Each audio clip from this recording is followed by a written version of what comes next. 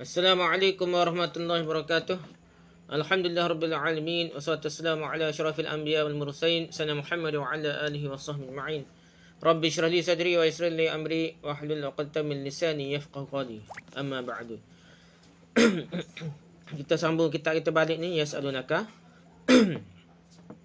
Tanya jawab lengkap tentang agama dan kehidupan bersama Dr. Ahmad Syarbasi.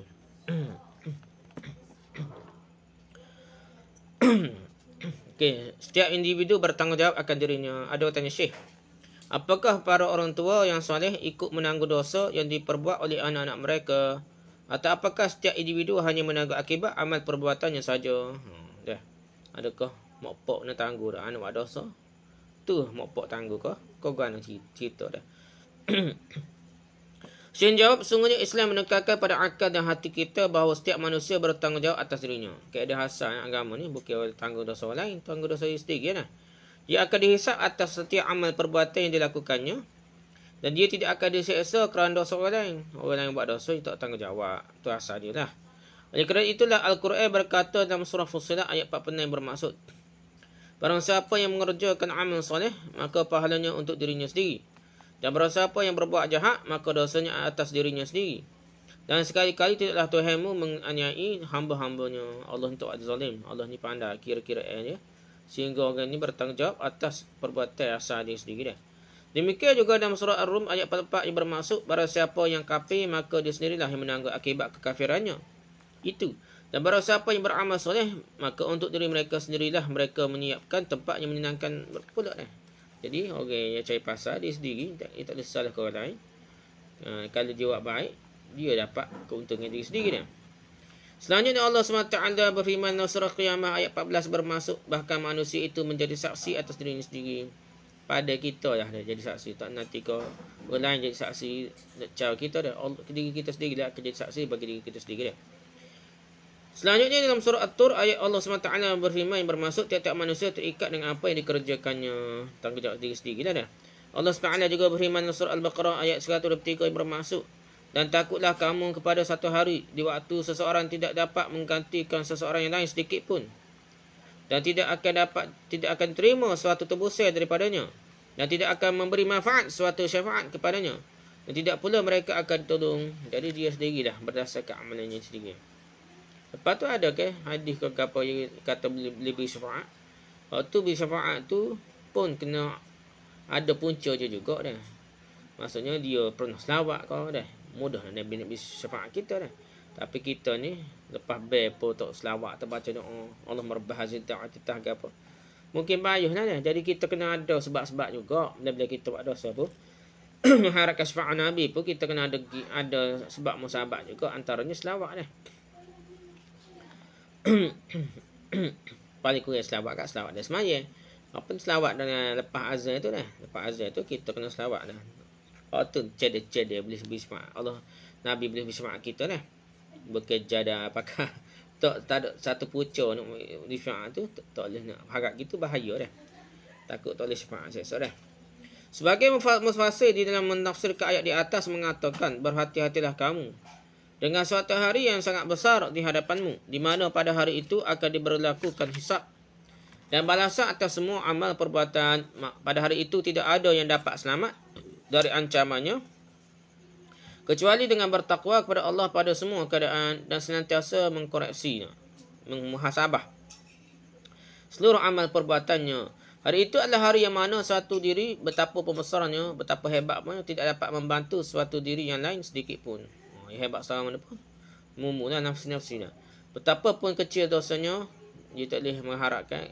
Dia kena tinggi sendiri lah tanggungjawab dia. Dan seorang yang berdosa tidak akan mengikut dosa orang lain. Surah ayat 15. Jadi tak ada nak tolong pikul dia dosa itu, tak ada. Ada setengah orang mu buat lah. Aku pun tolong pikul dosa mu nak tolong. Dosa dia dipikul dia, dosa orang lain tu. Kalau dipikul pun orang itu tetap pikul juga dosa dia. Sama-sama kau banyak badi. Kalau nak kata pikul 100% tidak juga. Orang itu tetap ada dosa dia tersendiri, dia kena pikul jugalah. Pada hari itu syafaat tidak berguna dalam menyelamatkan orang yang telah diputuskan mendapat siksa oleh Tuhannya. Nabi sendiri pun tak lebih syafaat, dia Allah putus. Tidak juga diterima pengorbanan dan tebusan Pada hari itu tidak ada orang yang mampu menolong orang yang disiksa sehingga mereka selamat dari siksaan. Tak ada orang nak beri. Tak ada. Syafaat-syafaat apa dengan izin Allah SWT sendiri, dia ada cedera, ada benda hak boleh menyebabkan dia boleh syafaat. Kalau tak ada benda nak buat cedera, nak ada bukti untuk beri syafaat, tak boleh juga dah. Dari sini kita dapat fahamlah bahawa seorang ayah tidak menanggung dosa yang dilakukan anaknya di hadapan Allah SWT. Anak buat dosa tidak mesti terus direct ayah beli dosa dah. Sebagaimana juga anak tidak menanggung dosa yang dikerjakan oleh ayahnya dah. Ayah dia buat dosa, anak tak tanggungjawab tu buat beli dosa, tidak dah. Al-Quran telah menjelaskan hal itu. Al-Quran telah berkata dalam surah Luqman ayat 33 bermaksud, hai manusia, bertakwalah kepada Tuhanmu dan takutlah akan suatu hari yang pada hari itu seorang bapa tidak dapat menolong anaknya dan seorang anak tidak dapat pula menolong bapaknya sedikit pun. Sesungguhnya janji Allah adalah benar. Maka janganlah sekali-kali kehidupan dunia memperdayakan kamu dan janganlah pula penipu, yakni syaitan, memperdayakan kamu dalam mentaati Allah. Jadi kita kena beringat dari tipu daya syaitan dan kena ingat semuanya nafsi-nafsi ni. Pok tak boleh tanggung dosa anak, anak tak boleh tanggung dosa pok. Masing-masing bawa amalan diri sendiri. Al-Quran Al-Karim menekankan kepada kita bahawa tak kala datang waktu hisab, waktu perhitungan esok di pada mahsyar esok, nak kira amalan kita. Setiap manusia hanya sibuk dengan dirinya saja masing-masing. Oleh kerana itu dalam surah Abasa ayat 33 hingga 37, Al-Quran berkata maksudnya, dan apabila datang suara yang memekakkan, yang ini tiupan sangkakala yang kedua, tiupan yang kuat tu, tiupan sangkakala yang kedua, pada hari ketika manusia lari dari saudara-saudaranya, dari ibu dan bapaknya, dari isteri dan anak-anaknya. Setiap orang dari mereka pada hari itu mempunyai urusan yang cukup menyibukkan mereka. Jadi mereka tak jauh, tak ingat dah kau anak bini dah. Saya dulu bukan main tu. Kau tak laki dia, kau anak dia. Muk pun tak jauh kau anak kau. Tak ada fikir, dia fikir nafsi-nafsi sibuk yang kedebar perutnya. Cara diri masing-masing dah. Tentunya Allah SWT akan menghitung seorang bapa yang telah mengabaikan pendidikan bagi anaknya. Kalau penyebab lah. Kalau pok dia tak cara anak ngaji ke gapo ataupun biar anak sain set-set dadah, tak ada tegur, tak ada gapo dah. Biar kat maka tu baru bertanggungjawab ayah. Dosa pun dosa kerana ayah membiar. Dosa ayah tu pun tanggung, bukan dosa anak benar, dia tanggung dosa dia sendiri kalau kira sebenarnya dak. Sebab anak buat dosa tu kerana sebab dia tidak didik. Gitulah dah. Anak atas sekolah molek duduk sekolah agama atau sekolah molek lah, sekolah sains pun molek dah. Sekolah Farifatra agama dak, sekolah sains pun molek dah. Jadi atas sekolah molek-molek dah, tiba-tiba anak dia cari sains yang jahat, anak dia isap rokok, anak dia padahal pok tak ada suruh pun pergi sekolah ni. Buat jahat kan, tak ada suruh gitu dah, anak ayah pok dia suruh anak ngaji. Tiba-tiba anak ni masuk sekolah asrama, dia buat cara dia sendiri, sains dengan pok-pok jahat, tiba-tiba punah anak di sekolah asrama ke apa. Takkanlah bapak dia bertanggungjawab lagi, tidak begitu dah. Kerana anak adalah suatu amanah yang dititipkan kepada ayahnya yang wajib dipelihara, dididik dan dipenuhi keperluannya. Jadi kalau ikut cara biasa, di atas sekolah dididik molek dah. Tiba-tiba anak curi juga, anak buat jahat juga, nak gana dah. Jika anak tersebut telah sampai kepada usia balik, terdidik dan menjadi orang mukallaf, maka dia akan dihisab atas amal perbuatannya dan orang tuanya tidak ikut menanggung akibat yang dilakukannya dah. Jadi kita boleh sangka buruk tu, orang kata ni tanggungjawab mak pak lah dak. Dah. Lepas tu habis kait dah. Kait rezeki tak modek dah, tak berkat lah. Dah jangan kait dah. Kadang-kadang Nabi Musa besar dengan Firaun dah. Kata-kata kira tak berkat lah dah. Duit Firaun, duit zalim ni. Dengan penganiayaan kezaliman dia memeras orang Bani Israel sampai dia kaya raya. Tidaklah kata dia terus Nabi Musa makan duit atau harta dah tu tak. Tidak gitu dah. Nabi Musa molek-molek nah. Bukan molek biasa, molek jadi nabi, tak nabi dah. Tak nabi ni dah. Bukan main lah. Jadi kita tidak mudah lah menghukum ni. Okey, fanatik agama. Ada orang tanya Syekh, ada istilah fanatik agama, bagaimana pandangan Islam mengenainya? Apakah itu sesuatu yang harus bagi seorang Muslim? Maksudnya fanatik agama ni boleh molek kau gana dah. Bagaimana kaitannya dengan toleransi beragama dah? Toleransi agama ni setang mana dah? Syekhnya jawabnya, jika yang dimaksudkan dengan fanatik agama ialah merasa bangga dengan agama dan keyakinan serta semangat dalam membela kehormatan agama apabila dihina, maka itu adalah sesuatu yang wajib bagi setiap Muslim.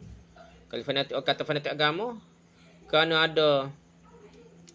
ada penghinaan terhadap agama, dia pun bangkit tegur, marah, kata. Tu bukan kalau setara tu kata fanatik tu. Orang kata tak apalah wajib, bukan bahkan tak apa wajibnya orang Islam kena fanatik kalau agamanya dihina dah. Lepas tu Allah SWT berfirman dalam surah Al-Munafiqun ayat 8 yang bermaksud padahal kekuatan itu hanyalah bagi Allah, bagi Rasulnya dan bagi orang mukmin, tapi orang munafik itu tiadalah mengetahui.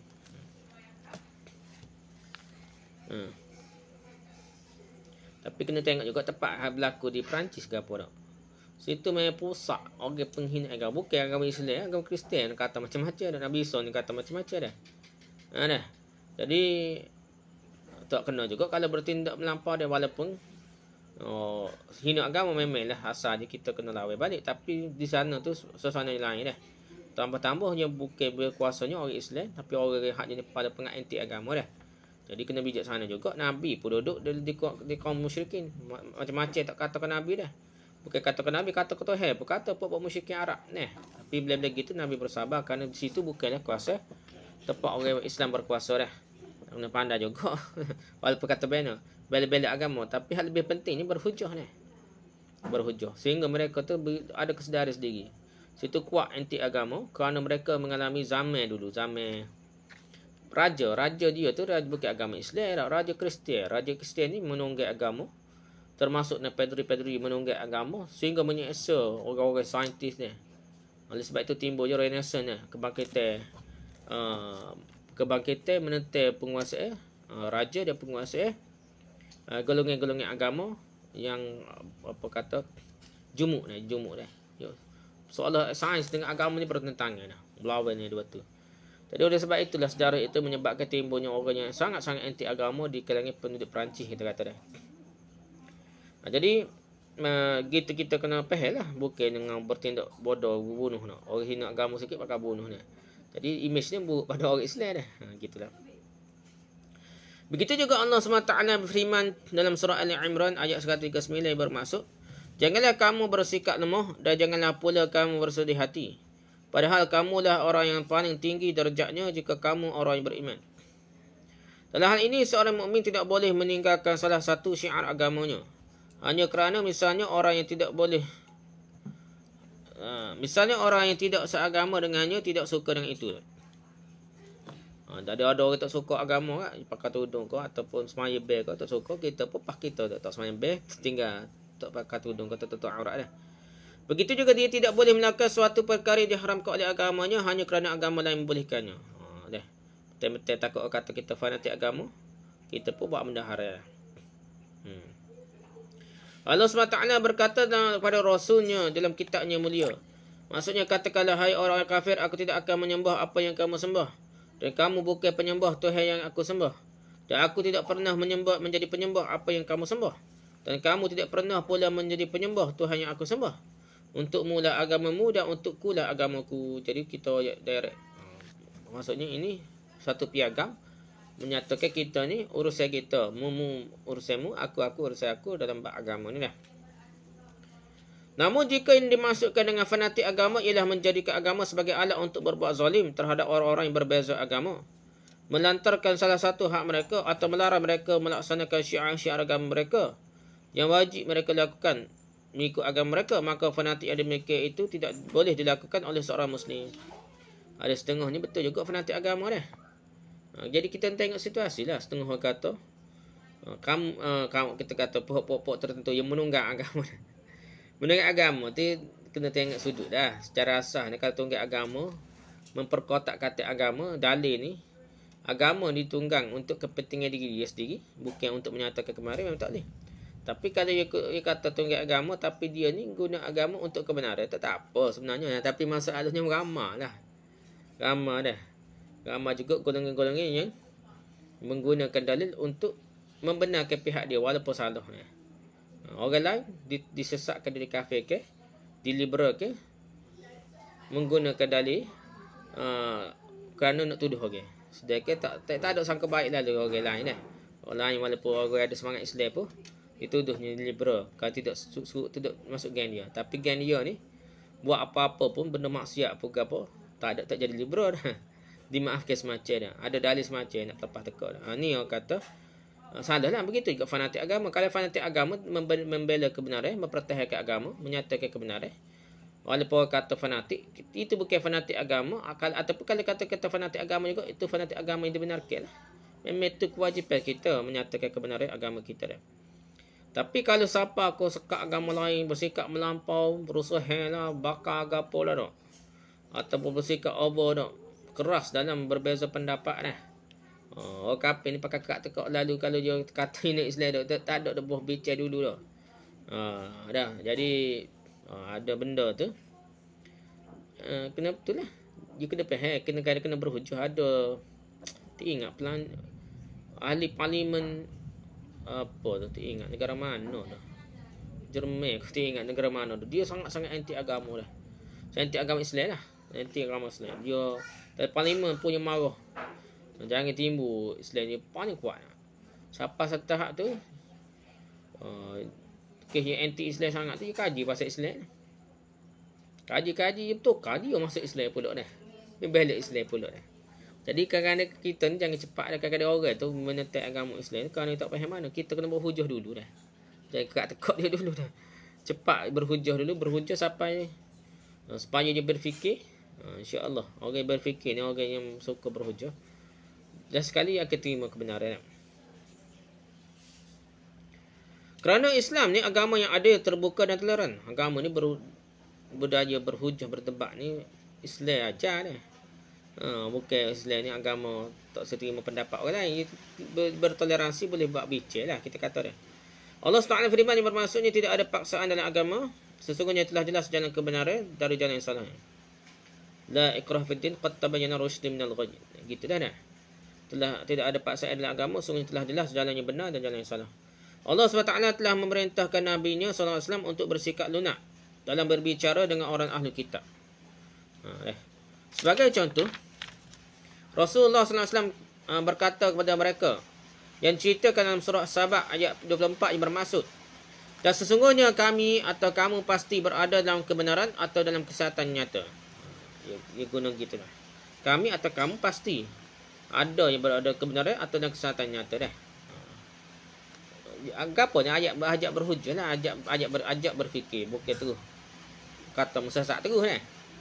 Antara kita mesti ada hak betul, mesti ada hak salah. Siapa hak lebih dekat dengan kebenaran? Gitu lah, kita ajak kebenaran. Pak ajak je berfikir dah. Orang-orang ahli kitab menentang agama yang dibawa Rasulullah SAW.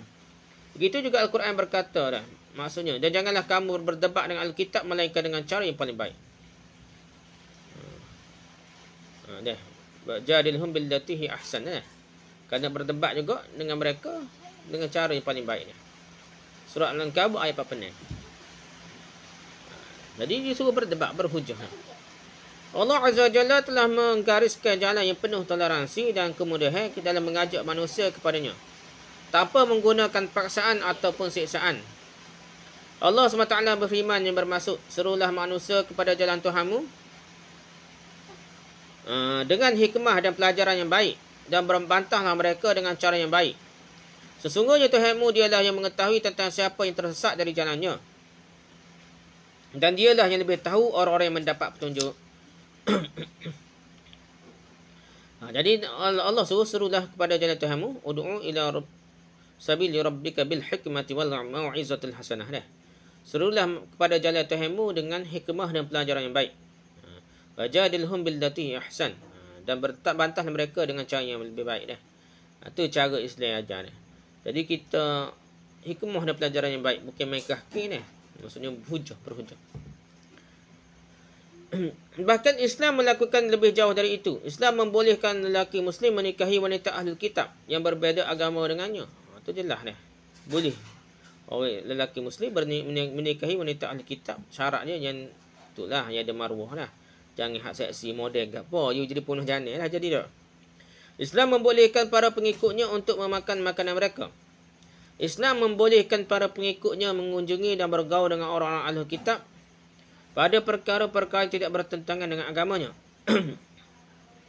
Islam juga membolehkan kaum muslim memberikan hadiah kepada mereka dan juga menerima hadiah dari mereka selama bukan merupakan barang yang haram. Jadi boleh bertukar-tukar hadiah, mengunjungi, bergaul dengan orang-orang ahli kitab yang baik. Itulah Kebah kita, negara majmuk kita ni, China, India pun sepatutnya kita buat gitu dah. Tapi janganlah hubungan baik saja tanpa yang mendengar dakwah Islam dah. Masalah kita ni kadang-kadang tak cerita pasal Islam langsung kepada sahabat-sahabat kita yang bukan Islam. Itu masalahnya dah. Islam mengajak para pengikutnya untuk bergaul baik dengan orang yang berbeza agama selain mereka yang memusuhi dan memerangi. Allah SWT berfirman dalam surah Mumtahanah ayat 8 dan 9. Maksudnya Allah tiada melarang kamu untuk berbuat baik dan berlaku adillah terhadap orang-orang yang tiada memerangimu kerana agama. Dan tidak pula mengusir kamu dari negerimu. Sesungguhnya Allah menyukai orang yang berlaku adil. Sesungguhnya Allah hanya melarang kamu menjadikan sebagai kawanmu orang-orang yang memerangi kamu kerana agama dan mengusir kamu dari negerimu dan membantu orang lain untuk mengusirmu. Dan barang siapa yang menjadikan mereka sebagai kawan, maka mereka itulah orang yang zalim. Kaum muslim bukanlah para penyeru ta'assub, fanatisme, pemaksaan ataupun kekerasan. Namun mereka adalah para penyeru kebaikan dan keselamatan. Tu dah tu. Cara Islam dengan bukan paksa, bukan baik kedoh lalu, bukan kerah dah. Mereka yang lemah lembut dan menyuruh kepada kebaikan dan keamanan lah dah. Tidak ada halangan bagi kaum muslim untuk bekerjasama dalam bidang kemanusiaan. Selama itu tidak sampai menghalalkan apa yang telah diharamkan oleh Allah dan mengharamkan apa yang telah dihalalkan oleh Allah. Itu je kena pantai lagi dia. Hal lain itu boleh. Bermusuhan dengan seorang muslim. Ada tanya Syekh, apakah dalam agama ada ajaran yang melarang dua orang teman bermusuhan lebih dari sebulan? Kata dah. Lebih dari sebulan ke ya gitu dah. Syekh ni jawab, Allah SWT berfirman yang bermaksud sesungguhnya orang-orang mukmin itu bersaudara. Dah.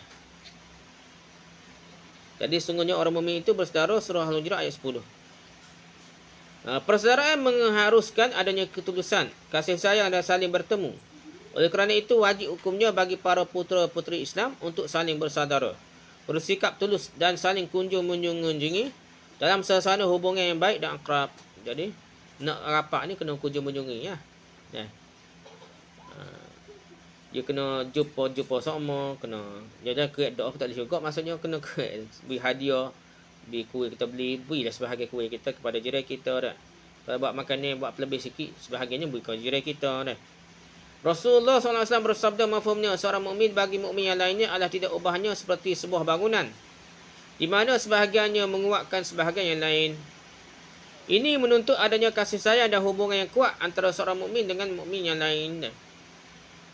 Jadi macam bangunan. Bangunan ni tidak boleh terbina kecuali saling tindam menindam, saling sokong menyokong dah. Kalau hak lain tu tak usah ada, tak usah takut orang lain tindih aku kat. Ataupun mikir yang tidak sokong menyokong yang akan jadi tidak kuatlah bangunan Islam tu dah. Imam Bukhari dan Imam Muslim meriwayatkan bahawa Rasulullah SAW dalam sebuah hadis yang panjang bersabda mafhumnya, janganlah kamu saling bermusuhan wala tadabaru dah.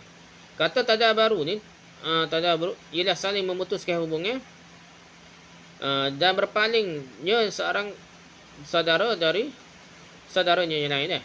Kedua imam tersebut juga meriwayatkan bahawa Rasulullah SAW bersabda mafhumnya, tidak halal hukumnya seorang muslim memusuhi saudaranya lebih dari 3 malam. Mereka bertemu lalu berpaling, yang ini dan berpaling yang itu dah. Hak ni paling yang lain, hak ni paling yang lain dah. Dan yang paling bagus di antara mereka adalah yang mendahului ucapan salamnya. Jadi siapa yang cepat beri salam antara satu sama lain, itu yang bagus. Tidak halal ni bukan seboleh hak macam pertanyaan tadi, 3 malam je. 3 hari dah. 3 hari 3 malam ni lebih daripada itu dosa lah dah. Kalau nak masuk muka pun berok, masuk panah dok punya panah merah muka tu berok lah 3 hari dah. Tapi kalau boleh bisa lah. Zaman dulu payah sikit, zaman dah ni kita beri salam kok WhatsApp tak apa dah, minta maaf lah dulu dah.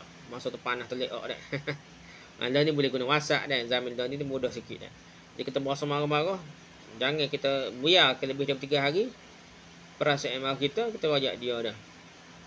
Kita minta maaf ke ataupun kos-kos kau ikutlah supaya kita ni reda kemarahan.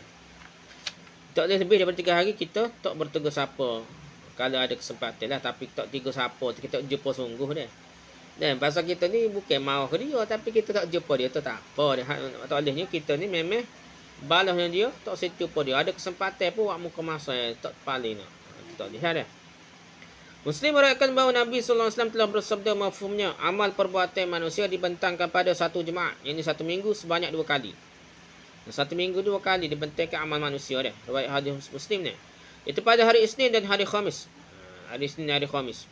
Maka diampunilah amal perbuatan setiap hamba mukmin kecuali hamba yang mempunyai permusuhan antara dirinya dengan saudaranya. Antara diri dia dengan saudara dia tu ada balah, jadi tak disekak. Jadi hamba tidak diampuni dosa dia lagi dah, dibuang dah. Okey, dia ada balah. Kemudian dikatakanlah tinggalkanlah kedua orang ini sehingga mereka berdamai kembali. Tu masalah kita ni saudara muslim ni. Tak boleh nak apa dosa dah. Kalau kita tak banyak balah, kita kena maafkan wala haula ni dah. Jangan nak balah. Itu dah jadi sebab Allah ampunkan dosa kita. Bukanlah kita kata tak ada ego, rasa tak ada setengah orang kata tak ada maruah lah aku maafkan dia, tidak dah. Tapi kita harap keampunan Allah lah. Jadi ada salah silap gapo kita maaf lah, ikutlah ada nak kata gapo pun. Kita nak maafkan dia sebabnya kita takut dosa kita tidak diampunkan oleh Allah SWT. Muslim juga meriwayatkan bahawa Rasulullah SAW telah bersabda mafhumnya, pintu-pintu syurga dibuka setiap hari Isnin dan hari Khamis. Maka diampunilah setiap hamba yang tidak menyekutukan Allah dengan sesuatu yang lain, kecuali orang yang mempunyai permusuhan dengan saudaranya. Kemudian dikatakan, tundalah kedua orang ini sehingga mereka saling berdamai. Tundakanlah kedua orang ini sehingga mereka saling berdamai. Ni hak sahihnya dah. Ada selagi riwayat cerita pasal nisfu Sya'ban. Nisfu Sya'ban tu macam-macam lah. Ada ulama bahas, ada ulama kata kritik ni. Ada kata tidak diampunkan sehingga berbalah tu. Bulu-bulu domba, kambing gapo dah, bani gapo dah. Nak ayat gitu. Jadi ada ulama bahas lah, yang ada kritikan ni dari segi sanad, ada lagi dari segi matan ni, ada segi dirayah dia dah. Iaitu perbandingan dengan hadis-hadis lain. Antara hadis yang dibandingkan hadis ni. Ada kata hadis tu seolah-olah direka tersilap ataupun tersilap kerana tertukar dengan hadis-hadis macam ni, hadis yang lebih sahih. Tu cara ulama bahas hadis lah. Tu kita tak sedap bincang lah. Banyak lagi dah. Cuma kalau segi kaedah hadis dengan ngaji, dia tak boleh ngaji selapis. Dia kena kaji ni berlapis-lapis. Ada kaji tu bukan sanad saja. Kaji di segi perbandingan dengan hadis-hadis lain. Ada hadis tu tersilap pun mungkin. Kalau tidak sengaja, dia tersilap. Dia capur. Dia banyak-banyak hadis capur. Patutnya hadis ni bobong digomong kepada hadis ni semua. Pada nisfu Sya'ban dah. Mungkin juga berlaku lah. Jadi ulama tu buat perbandingan. Salah satu hadis yang berkaitan dengan hal ini adalah sabda Rasulullah SAW yang berbunyi, maksudnya tidaklah halal seorang Muslim meninggalkan memusuhi saudaranya lebih dari 3 hari. Para siapa yang meninggalkan saudaranya lebih dari 3 hari tanpa alasan yang benar, lalu kemudian mati, maka dia masuk neraka. Ini berat lagi lah. Ini adalah dia mati dalam keadaan memusuhi saudaranya dan tidak bertaubat. Pada riwayat lain disebutkan bahawa siapa yang memusuhi saudaranya selama setahun, maka dia seperti menumpahkan darah saudaranya itu. Para ulama mengatakan bahawa hadis yang seperti kedua hadis terakhir ini adalah semata-mata bermaksud memberikan penegasan dan pelarangan sahaja dah. Tapi hadis lemah yang kali ini. Para fuqaha mengatakan bahawa seorang mukmin tidak boleh memusuhi seorang mukmin yang lain lebih dari 3 hari. Jika telah berlalu 3 hari, maka dia mestilah menemuinya dan mengucapkan salam kepadanya. Jika saudaranya itu menjawab salamnya, maka kedua-duanya sama-sama perolehi pahala, walaupun orang yang mendahului salam itu lebih utama. Namun jika saudaranya tidak menjawab salam yang disampaikannya, maka dia telah menempatkan dirinya ke dalam dosa, dan orang yang menyampaikan salam telah terkeluar daripada dosa. Jadi orang bersalih dulu, dan orang itu tak jawab, orang yang beri salih itu telah terlepas daripada ikatan dosa lah. Masalah lagi orang yang tidak jawab salih itu, dia terikat. Jadi dia masih lekat dosa lagi lah. Oleh sebab itu, seorang Muslim tidak boleh bermusuhan dengan saudaranya selama sebulan, lebih dari sebulan, atau kurang dari itu selama waktunya lebih dari 3 hari. Jadi hadis yang sahih, tidak kata setahun ke, sebulan ke, 3 hari hadis sahih tak boleh dah.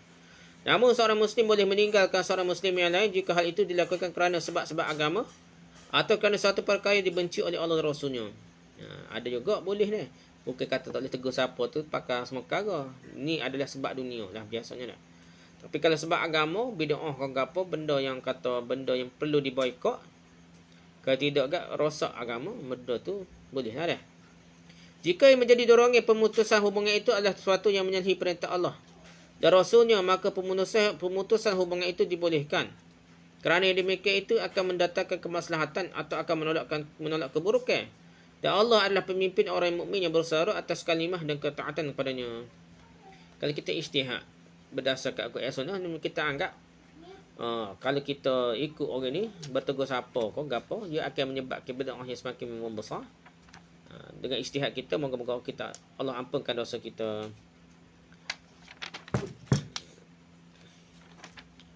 Kisah lagi lah, mengenai sikit ni. Menonton bioskop, menonton pawagam ni kali dah. Apakah menonton pawagam itu, bioskop itu haram? Bagaimana pandangan ulama Azhar mengenai hal ini? Syekh ni jawab. Bioskop adalah salah satu bentuk pertunjukan yang banyak dikenal orang. Jadi maksud dengan pertunjukan sebagaimana dikatakan oleh para ahlinya ialah penggelaran segi-segi kehidupan dan orang yang hidup secara rinci dengan maksud untuk mempersonifikasikan keburukan-keburukan sehingga orang menjauhinya dan menjunjung tinggi nilai kebaikan sehingga orang mengikutinya. Juga untuk memberikan contoh dan pelajaran melalui seni di mana nasihat ataupun tuntunan disampaikan dengan cara yang tidak langsung. Oh ni kali bioskop ni nak. Okey, pawagam juga ni pertunjukan kali dah. Jenis gapo kata. Ni zaman dulu kali dah. Zaman ni tak ada dah. Pertunjukan aja. Jika sebuah pertunjukan mewujudkan misinya yang mulia, ini baik pertunjukan itu adalah pertunjukan bioskop ataupun sandiwara dalam batas-batas yang sejalan dengan sopan santun umum dan jiwa yang lurus serta jauh dari hal-hal yang membangkitkan syahwat, penyingkapan aurat dan keluar dari nilai-nilai malu dan kehormatan, maka tidak ada larangan dalam agama sebatas yang kami ketahui untuk menyaksikan pertunjukan ini. Jadi benda tu, pawagam ke, bioskop ke, pertunjukan ke, gapo ke, dia pentingnya benda tu asalnya adalah harus. Asal benda ni adalah harus kecuali ada unsur lain, unsur-unsur haram yang masuk. Gitulah, bukan semata-mata pertunjukan, semata-mata pawagam, semata-mata gapo tu haram lah. Kaedah dia apabila dia ada unsur-unsur haram barunya jadi haram lah. Namun jika pertunjukan itu baik bioskop atau sandiwara atau apa-apa pun mengandungi hal-hal yang membangkitkan syahwat, menyerang akidah, mencampakkan nilai-nilai keutamaan, menarik kepada nilai-nilai keburukan atau mempertontonkan hal-hal yang tidak perlu dipertontonkan, yang tidak boleh dipertontonkan, aurat ke apa, maka pertunjukan itu haram. Kerana pertunjukan itu menuntun kepada kemungkaran dan keburukan, dan apa sahaja menuntun kepada haram, maka dia itu haram. Kalau benda itu membawa kepada haram, maka dia haram lah. Adapun pandangan para ulama Azhar yang mulia mengenai bioskop, yang saya ketahui ialah mereka menganggap bioskop seperti senjata yang mempunyai dua sisi. Syekh Azhar ni kebanyakan dia tidak terus direct lah. Dia lebih kata bercermat-cermat lah, tidak terus direct kata haram mudah-mudah dia. Biar muzik haram terus tidak. Strategi itulah ni saya Syekhul Azhar. Sebagai orang dengan bagus menggunakannya sehingga masyarakat dan negara mendapat keuntungan darinya. Kalau guna cara molek, jadi molek lah. Macam pisang, kalau guna untuk kebaikan, baik. Kalau untuk bunuh orang, tak boleh lah, dosa tak. Mereka menggunakan bioskop sebagai alat untuk mengabdi kepada agama dan akhlak yang mulia. Ada orang guna gitu dah. Dalam keadaan demikian, bioskop adalah sesuatu yang baik dan mendatangkan keberkahan. Bioskop ke pertunjukan ke, nak pawagam ke gapo, kalau benda molek, molek lah dah. Sementara sebahagian manusia yang lain menyalahgunakan senjata yang berbahaya ini. Mereka menggunakannya sebagai alat untuk mendorong manusia kepada kejahatan, keburukan atau hal-hal lain yang termasuk penyimpangan emosi, diri, akhlak dan sosial. Dengan begitu, senjata ini menjadi bencana bagi manusia dan mendatangkan banyak kesengsaraan dan keburukan. Kalau guna untuk tak molek, jadi bahaya pula. Internet ke apa gitu dah. Semua perkara tu, internet, TV ke apa dah, handset ke apa dah. Semua tu kalau salah guna, dia jadi bahaya sangat. Kalau molek guna, jadi banyak manfaat dia pula dah. Kita sangat perlu memanfaatkan bioskop sebagai alat dalam mengabdikan kepada agama. Dan kita kata internet dah. Nilai-nilai akhlak, ajaran-ajaran rohani, kecintaan membela tanah air dan dalam mengabdikan kepada umat dengan cara mengajarkan mereka jalan-jalan yang akan menyampaikan mereka kepada kemuliaan, kekuatan dan keutamaan. Para ulama Azhar berharap agar para penanggungjawab bioskop, pertunjukan apa ya, yang ada di dunia timur maupun barat mahu memperhatikan suara-suara agama, akhlak dan tanah air, sehingga dengan begitu mereka akan memperbanyakkan filem-filem yang berkarakter kuat, lurus dan bersih yang akan memperkuat sisi-sisi kebaikan dan keutamaan dalam diri manusia. Jadi buat program ke apa, filem-filem pun biar ada pengajaran lah. Jangan duk tunjuk gawe kuat sangat dah. Tunjuk pengajaran, cerita yang banyak pengajaran sepatutnya dibuat lah. Boleh macam cinta cinti dah. Tak ada cerita lain. Buat cerita-cerita bagus macam cerita pengajaran, cerita orang miskin, dulu cerita Singapura, gapo je, cerita macam mana susah yang belajar, nak merdeka ke gapo. Buat cerita yang boleh membina pemikiran masyarakat ni terbuka, bijak, tolong menolong ni. Kena pandai lah, kena kreatif ni. Jadi benda-benda ni orang kena bincang molek supaya timbulnya idea-idea buat filem yang membina masyarakat, bukan filem yang menghanyutkan masyarakat ni. Mereka juga berharap terjalinnya hubungan yang baik antara para ulama dengan para seniman atas dasar usaha untuk menghidupkan nilai-nilai agama pada satu sisi dan mengangkat nilai-nilai kesenian pada sisi yang lain. Benda ni pun kena bincang. Ulama ni bukan sekadar beri fatwa lah kalau boleh ni, ustaz-ustaz ke ulama ni.